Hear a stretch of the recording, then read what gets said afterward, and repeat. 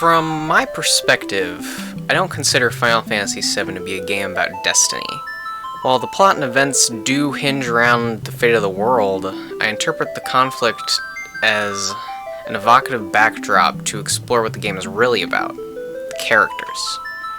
Now, before I go too much further, I want to explain the context that I have for the game. The only two pieces of Final Fantasy VII media that I've ever engaged with are the original and the remake. I played the original and I watched a live stream of the remake specifically. I've heard horror stories about Advent Children and Crisis Core and all the other spin-offs, but I never actually played them or looked into them, so I'm not gonna talk about them here. I'm just gonna go forward with the knowledge that I know.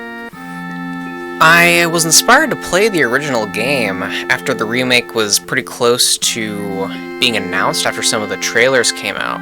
Because as a Zoomer, I didn't play the original as a kid. I wasn't alive, I didn't have a PS1. And I was blown away. Despite how it kind of felt dated sometimes, it constantly impressed me with charismatic dialogue, artful design of the world and characters, and real human pathos. I want to speak more to that last point I mentioned, the real human pathos. To me, that's what the goal of the game was, to convey the stories and lives of the people you meet and play as over the fate of the world doomsday plot. Every playable character, and most all the notable villains and side characters, have one thing in common. They've all experienced some sort of loss that affects them deeply. For Tifa, it was having her childhood best friend leave, and then the loss of her father. That's why she worries over Cloud so much, is because she's worried about losing him again, the only family that she has left. For Cloud, it's him dropping out of the soldier program. Or not even dropping out, but flunking out, failing out of the soldier program. It was a childhood dream, and after he failed, he sort of resigned himself to a shitty life of a Shinra grunt, wallowing in his own self-pity. And for Sephiroth, his reality was shattered when he learned the truth of his fucked up existence. It broke him, and he forms this new fucked up masochistic ideology that he's the fucking chosen hero of the planet or whatever. For Aerith, it's the loss of her parents and Zack. And after her death, she becomes something that the rest of the cast have lost.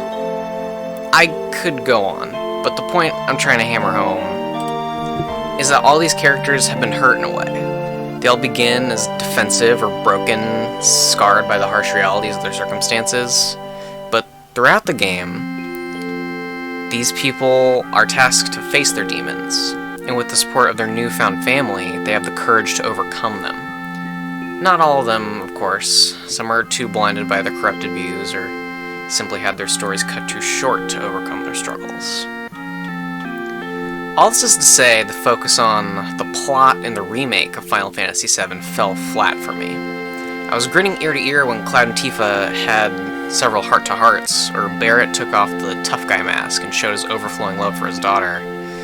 But every time the Arbiters of Fate, better known as the plot ghosts, showed up, or Cloud was having visions of Sephiroth telling him that he was a special little boy, I found myself groaning and rolling my eyes. I understand the point of the changes.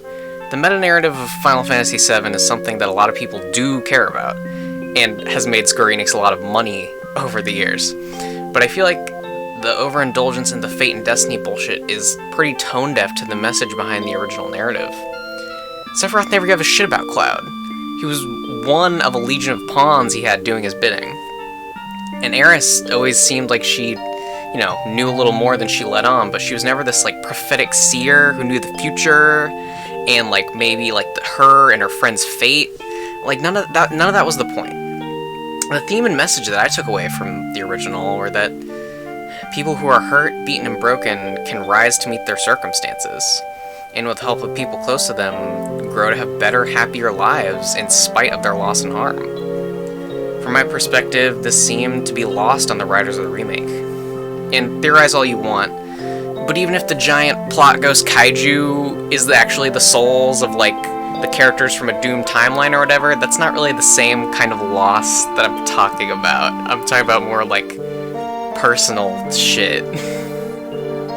At the end of the day, if you like the remake, I'm happy for you. I loved moments like the cool low-angle shot of Cloud in the Shinra building, like the box art, or the speech that Barrett gave in the elevator about, like, being a cog in the capitalist machine.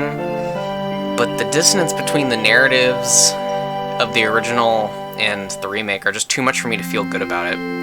If you enjoyed it, we just don't see eye to eye on what the thesis of the original game was, or if we do, we just don't value it in the same way. I'll just replay the original every few years and pretend like the remake was some bad fanfiction or something.